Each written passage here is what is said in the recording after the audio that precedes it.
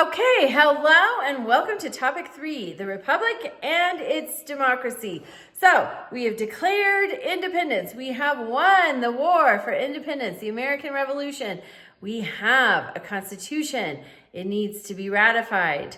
There's a fight between the Federalists, those wanting a strong central government, and the Anti-Federalists. So we have people like Alexander Hamilton in the Federalist camp. We have people like Thomas Jefferson in the Anti-Federalist camp.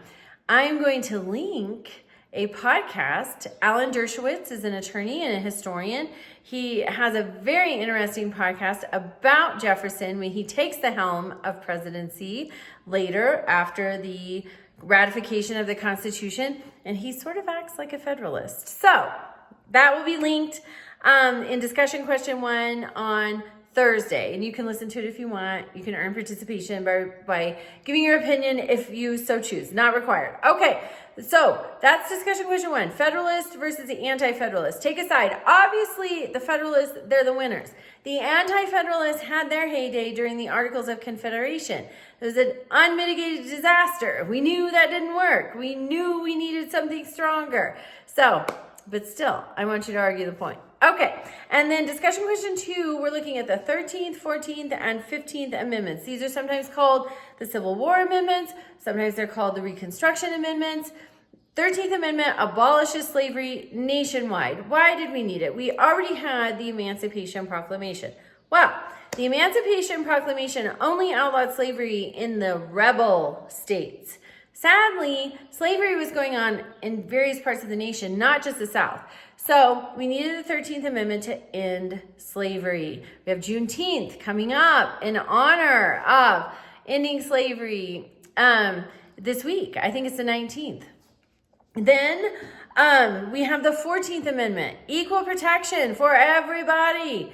We see the South fighting against this, circumventing it, things like Jim Crow laws.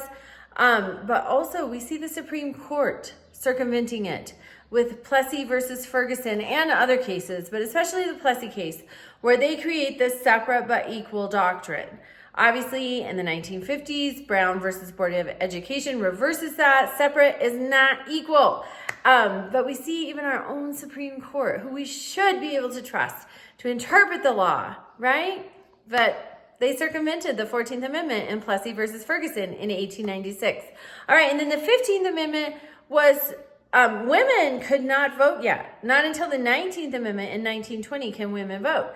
The 15th Amendment was meant to make race not a means of segregating voting. So men of all races, all could vote. All men, not women. That doesn't come till 1920. But again, that is circumvented as well. So really, it's almost 100 years after the Civil War with the passage of the Civil Rights Act, 1964, the Voting Rights Act, 1965, that finally these rights that were fought for, died for, should have been automatic with the ratification of the amendments, but were not, are finally becoming a reality for everyone.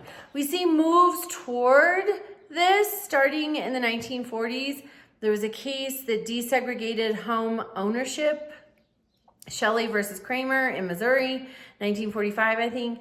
Truman desegregates the military later in the 1940s. Then in the 1950s, we have Brown versus Board of Education. There were movements, but really until it became codified with the Civil Rights Act, the Voting Rights Act, 1968, the Fair Housing Act, do we start to see these becoming more of a reality for everyone. So that's a hard part of our history.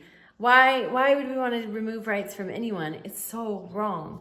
But we did, and it's part of our history, so we have to study it. And it's important to study it because then when we see characteristics of that happening around us, we recognize them and we can take positive action to make sure nobody ever has to go through what so many wrongfully went through.